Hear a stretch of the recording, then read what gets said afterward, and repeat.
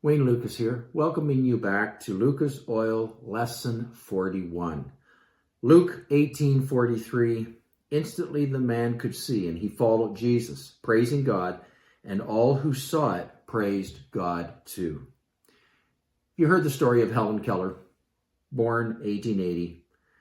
When only 19 months old, she suffered a severe illness, left her both blind and deaf.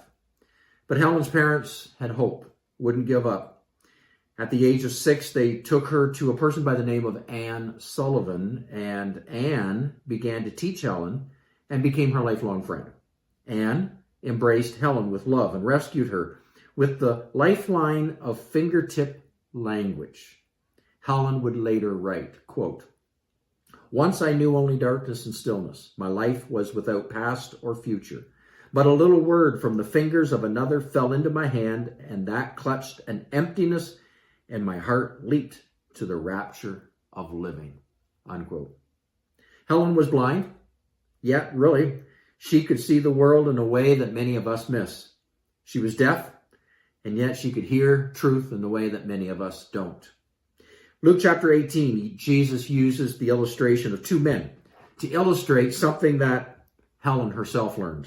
Number one, we can see with our eyes but be blind to ourselves. And we can hear with our ears but not know ourselves. So Jesus uses, they come across a story called The Selfish Ruler.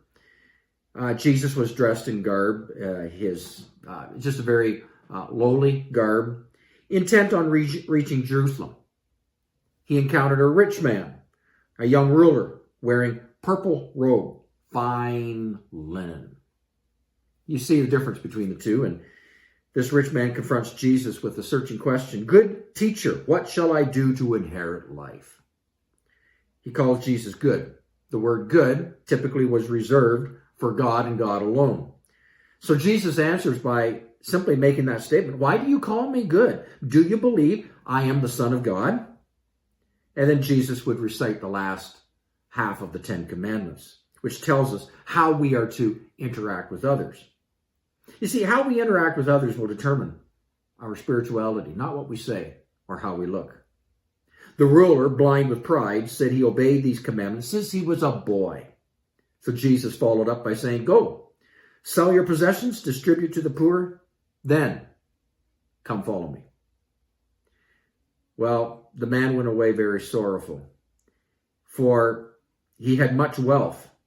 And Jesus would respond by saying, it's almost difficult for a rich man or a rich person to enter into the kingdom of God. He said, it's harder for a rich man to enter the kingdom of God.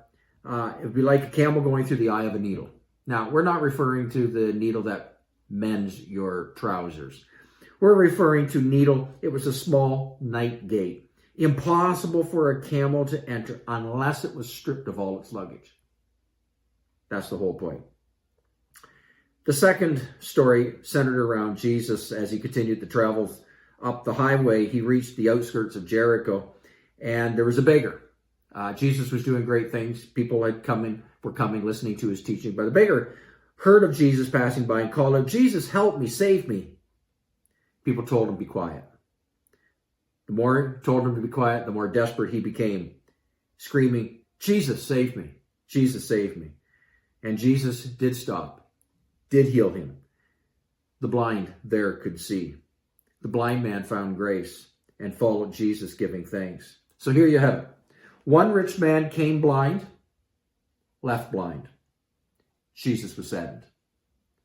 One beggar came blind, left seeing. Everyone was praising God. As Jesus would often say, "May those who have ears to hear, let them hear." Thanks for joining me.